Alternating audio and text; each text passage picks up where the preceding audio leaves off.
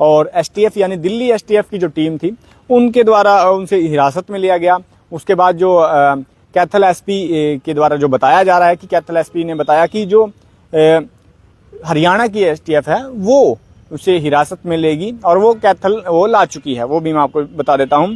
लेकिन इस मामले में पुलिस ने जोगिंदर लाभ सिंह और उसके भाई सुशील और अन्य 4 लोगों पर मामला दर्ज किया था। उस समय का जयदेव को सुरेंद्र गेहूं के इनकाउंटर के बाद गन का लाइसेंस मिला था, यानी जब सुरेंद्र गेहूं का इनकाउंटर हो गया था तो जयदेव को उस समय ही गन का लाइसेंस प्रोवाइड करवा दिया गया था।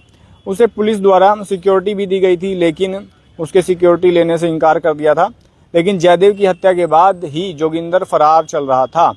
तो यानी जयदेव की हत्या करने के बाद जोगिंदर फरार चल रहा था और लंबे समय के बाद पुलिस को सूचना मिली कि जोगिंदर गेहूं फिलीपींस में रह रहा है और फिलीपींस में रहने के बाद उसके वहीं से अपना तमाम वो कारोबार चला रहा है और किस तरीके की जो भी उनके संपर्क रहे होंगे वो अंतर्राष्ट्रीय स्तर पर अब वो चल रहे थे।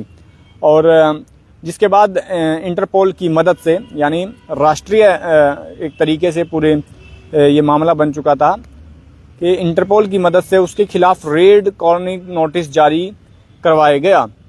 और उसके बाद आपको आगे की जानकारी मैंने आपको बता ही दी है। फिलीपींस के बाद अब उसको दिल्ली एसटीएफ के हिरासत में लिया गया और उसके बाद कैथल एसटीएफ की हिरासत में, यानी वो अब कैथल में रिमांड में लिया जाएगा और उसके बाद क्या कुछ वो खुलासे निकल कर सामने आएंगे वो भी मैं आपको बताऊंगा।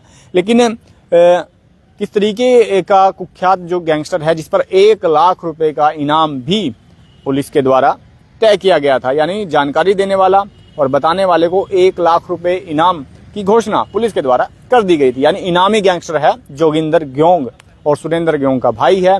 और सुरेंद्र गेहूं की इनकाउंटर के बाद जोगिंदर गेहूं को जयदेव पर शक हुआ और जयदेव पर को सुरेंद्र गेहूं के एनकाउंटर के बाद उसे गन का लाइसेंस मिल गया। लेकिन पुलिस के द्वारा उसे सिक्योरिटी भी प्रोवाइड करवाई गई थी, लेकिन उसके मना करने के बाद उन्हें सिक्योरिटी लेने से इनकार कर दिया था।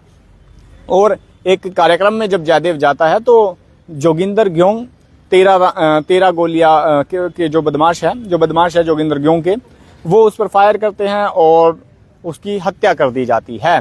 और उसके बाद ही जोगिंदर गेहूं फरार बताया जा रहा था। और उसके बाद जैसे ही जिस तरीके से जानकारी जो मिली पुलिस को, पता चला कि वो फिलीपींस में बैठा हुआ है और उसके बाद फिलीपींस से वहां पर धर पकड़ी गई और उसके बाद दिल्ली एसटीएफ की हिरासत में लिया गया। उसके बाद कैथल एसटीएफ यानी एसटीएफ के द्वारा वो कैथल लाया गया है और कैथल में अभी जो रिमांड के दौरान पूछताछ की जाएगी और दिल्ली, पंजाब, यूपी और कई राज्यों में उसके खिलाफ फिरौती का मामला, हत्या का मामला और कई संगीन अपराधों के मामले दर्ज है।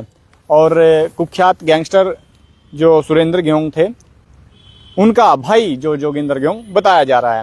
फिलहाल आपका क्या कुछ कहना है कि राजनीतिक व्यक्तियों को भी धमकी देने वाला और किस तरीके से जो बदमाशों का सरगना, क्योंकि जिन बदमाशों ने जयदेव के ऊपर भी हमला किया था वो अब पकड़ लिया गया है।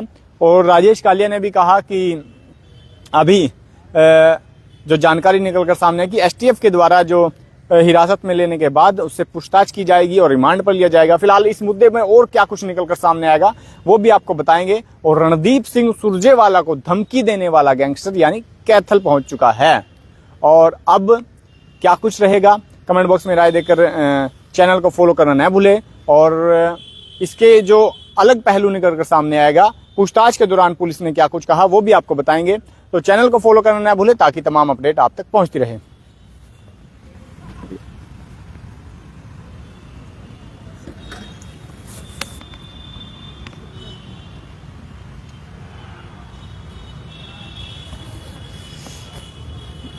तो दोबारा से मैं एक बार और आपके साथ जानकारी साझा कर देता हूं और पूरी जानकारी पढ़कर दोबारा से बता देता हूं जो जानकारी निकलकर सामने आ रही है।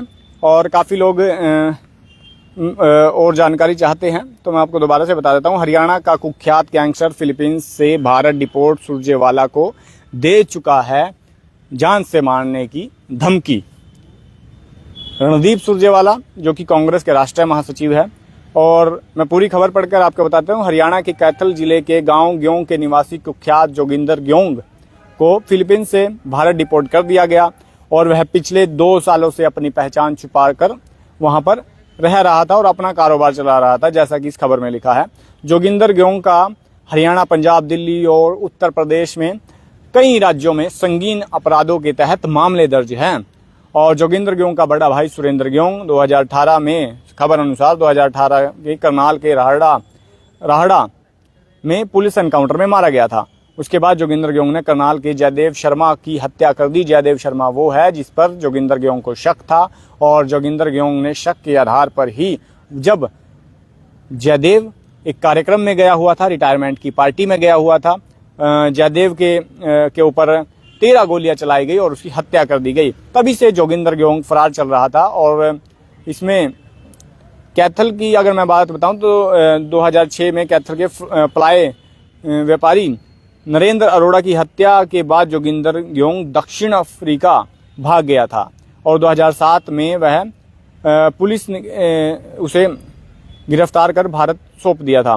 कैथल के CIA पुलिस को इंटरनेट के जरिए पता चला कि जोगिंदर ग्योंग फिलीपींस में गिरफ्तार हुआ है। तो जब ये जानकारी प्राप्त हुई तो अब जोगिंदर ग्योंग को कैथल लाया गया है और STF की टीम की हिरासत में है और अभी रिमांड के दौरान उसे पूछताछ की जाएगी और इस मुद्दे में क्या कुछ निकलकर सामने आएगा दूसरी वीडियो में हम आपके साथ साझा करेंगे। लेकिन इस मुद्दे की पल पल की खबर और शहर के हर छोटे से बड़े नुक्कड़ चौक चौराहे की खबर के लिए चैनल को फॉलो करना न भूलें ताकि तमाम अपडेट आप तक पहुंचती रहे।